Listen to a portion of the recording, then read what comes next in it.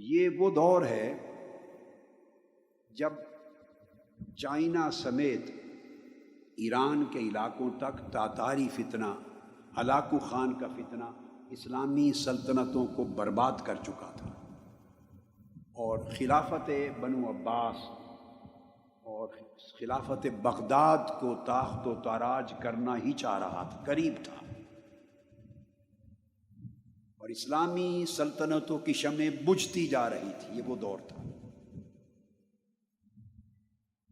مگر اسی وقت یہ جو ترکی کے علاقے ہیں کونیا اور یہ سارا وسطی علاقہ، یہ جو علاقہ ہے، ادھر ہلاکو خان اور چنگیز خان نے اپنے نمائندے اور لشکر بھیج دیے ہوئے تھے۔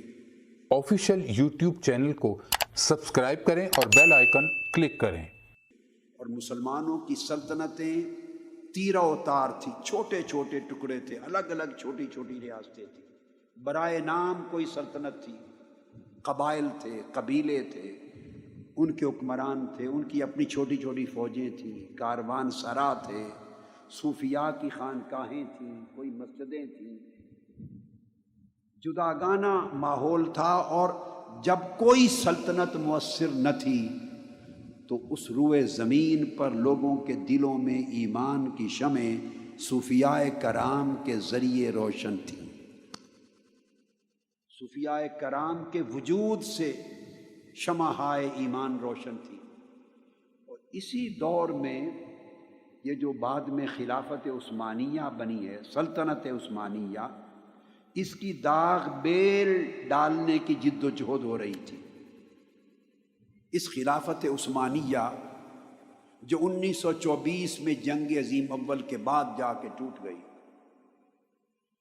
اس کا بانی ارطغرل، لکھنے میں ارطغرل آتا ہے، ارطغرل، مگر ٹرکش زبان میں غین نہیں بولتے، ارطغرل، یہ بانی ہے۔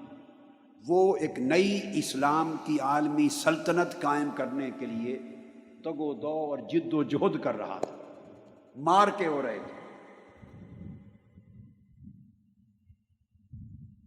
656 ہجری کے قریب تاتاری فتنہ بغداد آیا ہے اور 22 سے 24 لاکھ مسلمانوں کا قتل عام کیا ہے، اور دریائے دجلہ ہفتوں تک 2.5 ملین مسلمانوں کے خون سے سرخ ہو کے بہتا رہا۔ 656 کے قریب یہ فتنہ یہاں پہنچا۔ ادھر مقابل سلطنت عثمانیہ کی تشکیل کی جد و جہد شروع تھی۔ ارطغرل یہ سلیمان شاہ کا بیٹا تھا، اور کونیا ہیڈ کوارٹر تھا سلجوقی سلطنت سلطان علاء الدین کا، اور یہ سلطان علاء الدین جب بادشاہ تھا تو ادھر مولانا روم آباد ہو چکے تھے، کونیا میں سیٹل ہو چکے تھے۔ یہ جو سلطان علاء الدین تھا سلجوقی، اس کی بھتیجی حلیمہ سلطان، اس کی شادی ہوئی ارطغرل سے، جس کو اردو میں لکھتے ہوئے ارطغرل بولتے، ارطغرل سے ہوئی۔ اس کے 3 بیٹے ہوئے، اس کا چھوٹا بیٹا، اس کا نام تھا عثمان۔ اس ارطغرل نے تاتاری فتنے کے خلاف اور ادھر صلیبی فتنے کے خلاف جنگیں لڑ کر سلطنت عثمانیہ، ایک نئی عالمی اسلامی سلطنت کے قیام کی داغ بیل ڈالی، بنیاد رکھی، اور پھر اس کا بیٹا جوان ہوا تو اس سلطنت کا نام اس کے نام پہ رکھا گیا، سلطنت عثمانیہ یا خلافت عثمانیہ، جو پھر 1304 عیسوی میں قائم ہو گئی، 1304 عیسوی میں، اور 1924 میں جا کے پھر ختم ہو،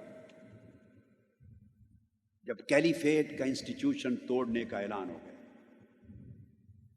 یہ ضمناً ایک تاریخ کی چھوٹی سی جھلک تھی، وہ بتائی میں نے۔ یہ وہ دور تھا جب مولانا روم آئے ہیں۔ یہ ارطغرل جس کی میں نے بات کی سلطنت عثمانیہ کا بانی، اس کی ڈیتھ ہوئی ہے 680 میں۔ وہ زمانہ شیخ اکبر محی الدین ابن العربی کا تھا، ان کا وصال 640 میں ہوا ہے۔ وہ ان سے رہنمائی لیتا تھا قدم قدم پہ سلطنت عثمانیہ کے قیام میں۔ ٹرکش سورسز، تاریخی سورسز کے مطابق، ٹرکش سورسز کے مطابق ان کی لمحہ بلمحہ رہنمائی تھی شیخ اکبر محی الدین ابن العربی کی۔ سمجھانا مقصود یہ ہے کہ جب لوگوں کے دل ٹوٹ گئے تھے، سلطنتیں منتشر ہو گئی تھی، حکومتیں تیرہ اتار ہو گئی تھی، امت مسلمہ کا کوئی مرکزی محور نہیں تھا ان کو سنبھالنے والا، تو عالم اسلام کے اندر مسلمانوں کا ایمان صوفیاء کی وجہ سے قائم تھا، محفوظ تھا۔ یہ وہ دور ہے جس میں مولانا روم بھی آئے ہیں، اور سلطان شمس تبریز جب وہ کونیا پہنچے تو 642 ہجری میں مولانا روم فقر کی مسند پہ جانشین ہوئے۔